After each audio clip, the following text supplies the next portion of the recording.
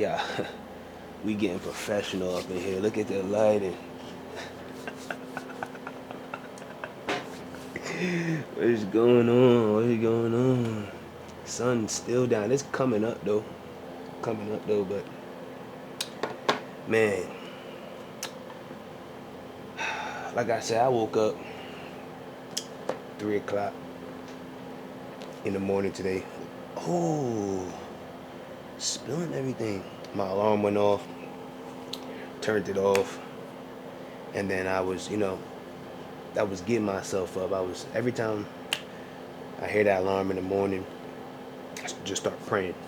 And um, especially since I've been trying to get up more often, I just been praying. And sometimes I fail and I end up falling back to sleep because I'm trying to get my body up and I don't physically get up. And I need to start doing that, actually physically getting my body up, because once you're up, you good. But it's just like your body just be so lazy. But I did go to sleep fairly at a good time yesterday, so I've been getting my house in order. It's seeing the things that God values and getting yourself in order with it. I like to call it preparation, because a lot of people, they feel like, and no shame, no judgment to these people. I'm not a type of person that likes to cast judge. I don't like to. I don't even. I don't even trust my own self. Even the things that I say, I know there's a level of foolishness and ignorance in it, because we don't know everything. There's a spiritual dimension. There's a physical, and we live mainly in the physical. And until we can tap into that spiritual and start to learn more, probably gonna be foolish in a lot of things. So I really don't judge, but a lot of people, you do see it, that like, and no harm, no foul, but they expect for someone or something to be aligned and automatically, um, let's just say, like, how do I say this? Like, they expect you to be perfect. They expect you to be perfect, like, overnight. Like, they expect you to you know learn something, know something, and then it be a part of you.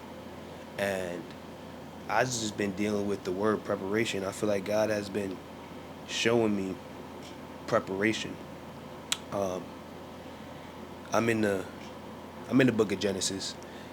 I've been reading the Torah. I've been reading a lot of different doctrines, the Dead Seas, the writing of Abraham, Enoch, um, Esdras, whole bunch of different doctrines that kind of expand on the Bible. Um, and I've been learning a lot of things, and man, and everything always comes back full circle. That's one thing about God.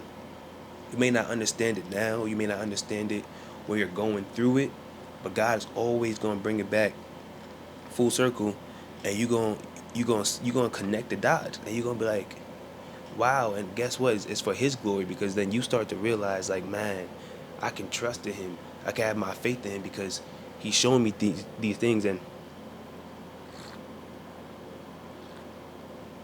you know, growing up, as I was a kid in church, I used to always say, like, I used to always tell my mom, always, like, I want to talk to God one day. I want to be able to have conversations the way that people be talking about it and speaking about it, and you know, saying that, oh, God told me this, God told me that. Man, and it wasn't until, I want to say recently, within the past year or two, that I realized that the way you hear God is by reading his word, by following him, by keeping his commandment. Because the moment I started to really dive into his word, the moment I started to really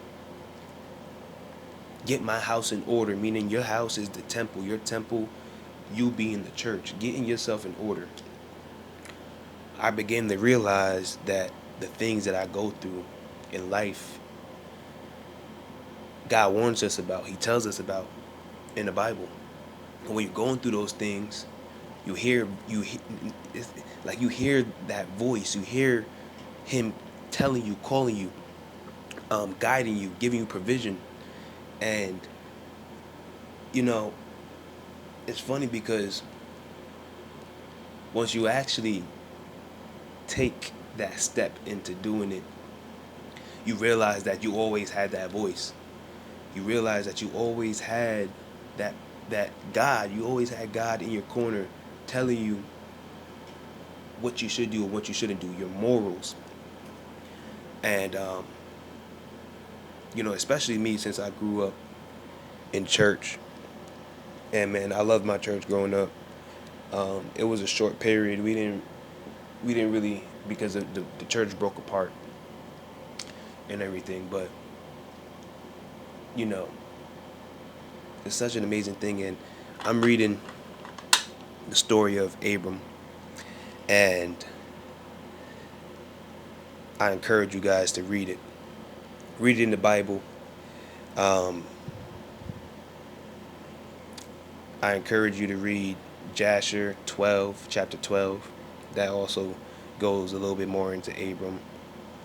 And I learned that hold on, I don't want to make this too long, so let me go ahead and cut this, and I'm gonna go back on it because you know I'm just in the flow of just taking the video raw and putting it up. So I don't got I'm not I'm not I haven't budgeted any time into editing and doing that stuff. I know how to edit, and God, I taught myself how to edit a lot of things. I've been practicing over the years, and that's the preparation in itself too. Like God was preparing me for these things for me to get to a point where whenever I do need it, I already have it because He's already been preparing me. He's already been guiding me, giving me provision, even when I don't realize it, even when I don't see it. There's a lot of things that we don't see until God can open our eyes, until He can start showing us. And it's through reading the Word, it's through keeping His commandments, it's through building that connection, that relationship with Him. But let me go ahead and cut it. What we at? 7 minutes. It's gonna be cut into 2 videos.